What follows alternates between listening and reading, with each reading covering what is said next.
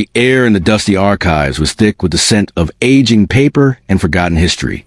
Elias traced the worn spine of an ancient tome, his fingers trembling slightly. He had always been the quiet one, the overlooked assistant in Dr. Viktor Hess's prestigious research facility. But today, he felt a familiar pang of fear mixed with a growing resentment. Dr. Hess, a man whose reputation commanded awe and respect, had just dismissed Elias's findings as the ramblings of an overly imaginative junior researcher. The condescending tone, the slight sneer, it was a daily occurrence, a reminder of his place in the grand scheme of things. He was nothing, invisible, easily discarded. But today, Dr. Hess had gone too far. He had accused Elias of fabricating data, a charge that could end his already fragile career before it had truly begun. Dr. Hess, a towering figure in the scientific community, had built his empire on precision and control. He demanded the same from his staff, but his expectations were often unrealistic, his critiques ruthless. Elias, despite his brilliance, had always been seen as a liability, someone who didn't quite fit the mold of the perfect scientist. He was too emotional, too prone to seeing connections where others saw only chaos. This constant underestimation, this relentless mistreatment, had become the defining feature of Elias's professional life. The challenge had been clear for years. Prove yourself, or be forever relegated to the shadows. But today, the stakes were higher. Dr. Hess's latest project, a groundbreaking experiment involving quantum entanglement, was on the cusp of completion. Elias had been working tirelessly on a critical component, a theoretical framework that could revolutionize the experiment's potential. Yet, his contributions were consistently minimized, his insights dismissed. Elias retreated to his small, cluttered office, the walls closing in around him. He stared at the complex equations spread across his desk, the symbols blurring as his frustration mounted.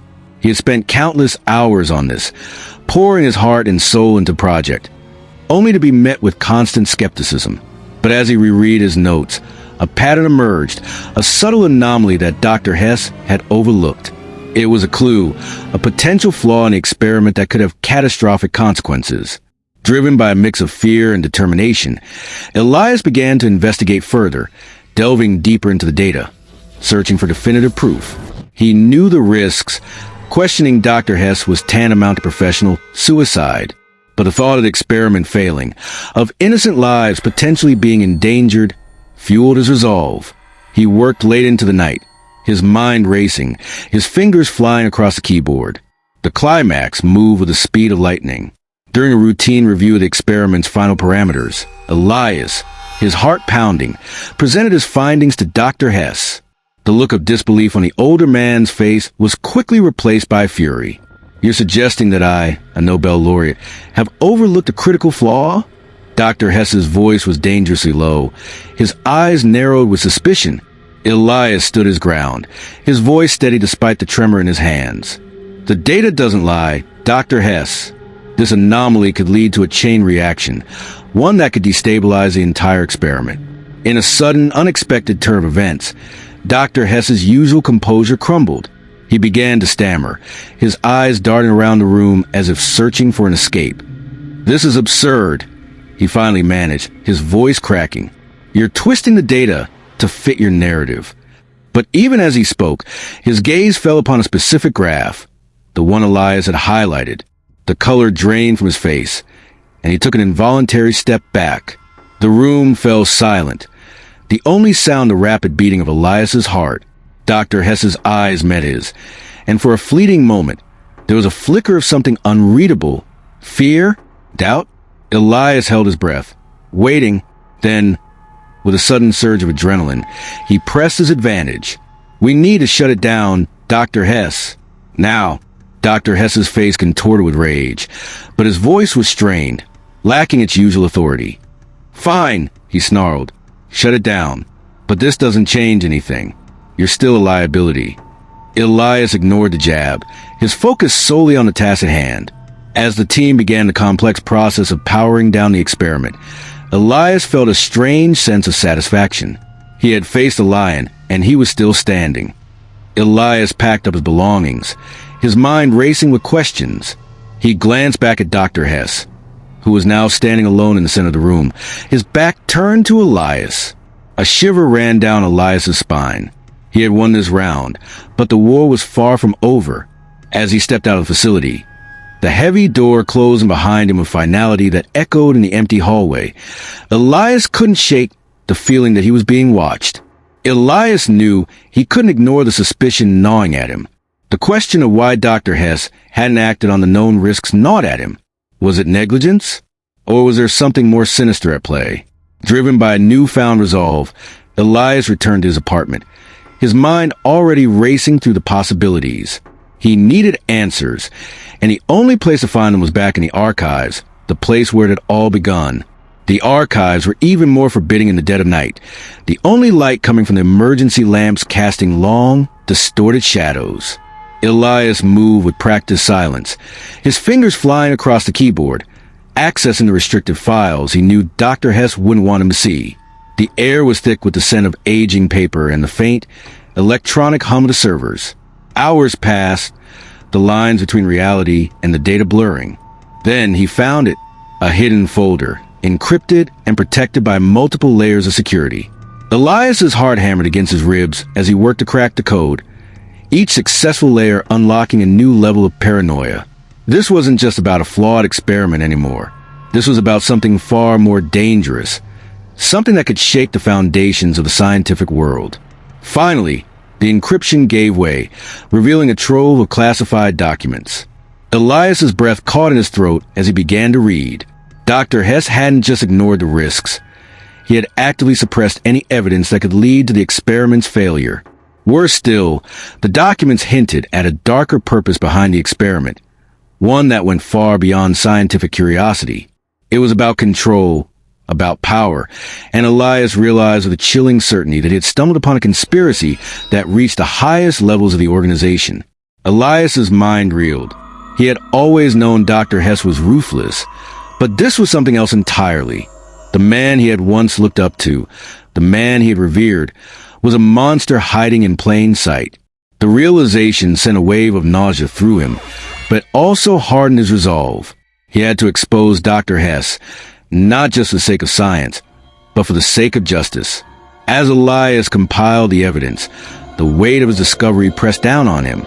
He knew that Dr. Hess would stop at nothing to protect his secrets. Every step he took, every move he made, could be his last. Elias's mind raced as he considered his options. He thought of his colleagues, his friends, but he quickly realized that Dr. Hess's influence was far-reaching. Anyone could be compromised, anyone could be working for him. Just as he was about to give up, a name surfaced in his mind, Dr. Lena Petrova. She had always been skeptical of Dr. Hess's methods, and she had always treated Elias with kindness, respect. Could she be trusted? The phone call to Dr. Lena Petrova was a lifeline thrown into the churning sea of uncertainty. Her voice, calm yet laced with concern, was a stark contrast to the turmoil Elias felt. Elias? Is something wrong? Your tone. Her professional demeanor cracked slightly, revealing a flicker of the kindness he remembered. Lena, I need to see you. Now, he urged, his voice tight. It's about Viktor. I have evidence. Something big. Meet me at the old West Wing server room. Bring anything that can store data. He hung up before she could protest, the click in his ear echoing his racing heart. The West Wing server room was a forgotten relic, its flickering fluorescent lights casting an eerie glow over racks of outdated hardware. It smelled of dust and stale coffee, a stark contrast to the sterile environment of the main facility. Elias arrived first, his hands shaking as he waited. Every sound seemed amplified in the oppressive silence. The hum of the servers, the distant echo of footsteps, the creak of the old pipes overhead. Lena arrived 10 minutes later, her expression a mixture of confusion and apprehension. She carried a small, high-capacity drive, her eyes scanning the dimly lit room with suspicion. Elias, you're scaring me. What did you find? She approached cautiously, her eyes never leaving his face. Elias led her to an empty terminal, his fingers flying across the keyboard as he accessed a hidden folder. As the classified documents filled the screen, Lena's breath hitched. Her eyes darted from the text to Elias's face, a wave of dawning horror washing over her. This can't be real," she whispered, her voice trembling. Viktor knew. He deliberately hid the risks. The evidence spoke for itself. Suppressed reports, falsified data, cryptic messages hinting at a far more insidious purpose for the experiment. Elias explained everything, from his initial discovery of the anomaly to his deeper investigation and the chilling conspiracy he had uncovered. Lena's face paled, the color draining from her cheeks. She looked from the screen to Elias, her mind clearly racing. "We have to expose him," she said finally, her voice firm despite the shock. "But how? He's too powerful. He has everyone under his thumb." Elias nodded, his expression grim. "I know, but we have to try. This data is our only chance." The major power shift continues as the Underdog and the Ally form a united front against a powerful figure. They spent the next few hours meticulously copying the data onto Lena's drive, their movement precise and focused, fueled by adrenaline and a shared sense of purpose. They discussed their options, their voices hushed, their eyes darting around the room as if expecting Dr. Hess to appear at any moment. They needed to get the data out, to deliver it to someone who could act on it, someone with the power and influence to bring Dr. Hess down. But who and how? Dr. Hess's reach was pervasive, his network of spies and informants likely watching every move. Every second they spent in the facility was a risk, a chance for Dr. Hess to discover their plan. As they prepared to leave, a sudden sound echoed down the corridor, the unmistakable click of a security panel locking nearby. Elias's blood ran cold. "He knows," he whispered, his voice barely audible. "He's onto us." They exchanged a look of pure terror, the weight of their situation crashing down on them. "We have to move," Lena said, her voice urgent. "There's an emergency exit at the end of the corridor. It's rarely used." They grabbed the drive, their hearts pounding, and sprinted down the dimly lit hallway, the sound of pursuit growing closer with every step. They reached the emergency exit, just as a shadow fell across the hallway ahead. Turning the corner, they found themselves face to face with two security guards, their faces grim, their hands resting on their sidearms. "Freeze! Hands where I can see them!" one barked, his voice echoing down the corridor. Elias and Lena skidded to a halt, the air rushing out of their lungs. "Trapped. Viktor sent you," Elias stated, his voice dangerously calm despite the fear gripping him. The guard didn't respond, his expression unreadable. "We just want to leave," Lena pleaded, stepping forward slightly. "We won't cause any trouble." The other guard stepped closer, his eyes narrowing as they fell on the drive in Elias's hand. "I think you already have," he said, his voice cold. "Search them," the first guard ordered. As the guards moved toward them, Elias felt a surge of adrenaline, a primal instinct for self-preservation. He couldn't let them take the drive. Not after everything they had risked. In a split-second decision, he shoved Lena behind him, stepping forward to face the guards alone. "You won't touch her," he said, his voice firm. "Take me instead." The guards hesitated for a fraction of a second, a moment of doubt that Elias seized. He didn't wait for them to react, instead lunging forward, aiming not for the guards, but for the wall-mounted fire extinguisher nearby. The crash of the extinguisher hitting the floor, followed by the sudden spray of white foam, created a momentary chaos.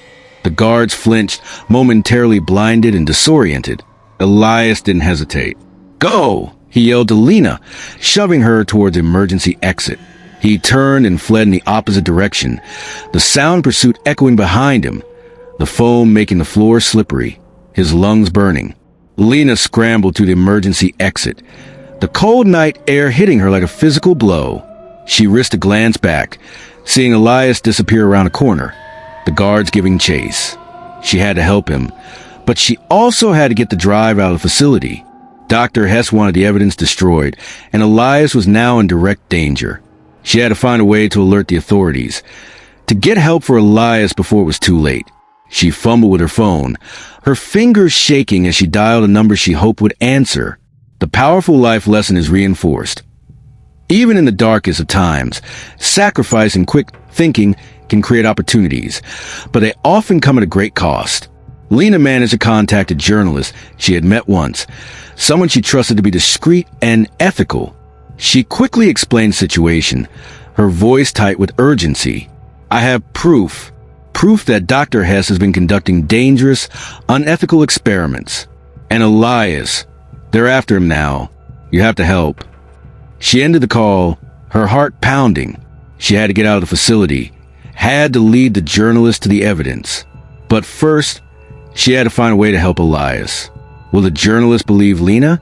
Can she help Elias? She found a secluded spot near the facility's perimeter fence, the rough bark of a tree scraping against her arm.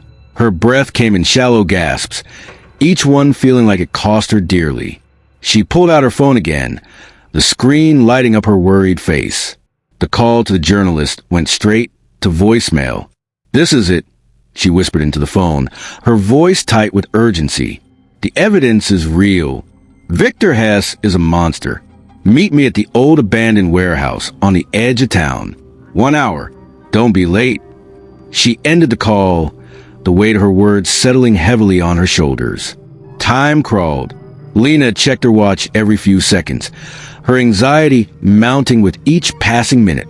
The facility loomed behind her like a sleeping beast, its silence more ominous than any roar. She imagined Elias, trapped inside, facing Dr. Hess's wrath alone. The thought sent a fresh wave of fear through her. She had to believe he was okay, had to trust that he could handle himself. But the reality was that Dr. Hess was ruthless, and Elias was just one person. Just as she was about to give up hope, a car pulled up silently beside the fence. The window rolled down, revealing the journalist's familiar face. "Lena, you're here, and you look like hell.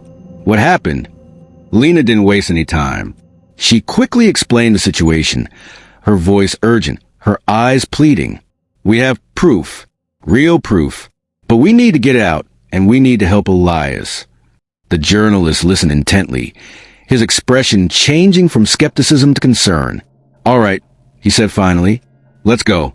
But we need a plan. Hess is powerful, and he won't go down without a fight."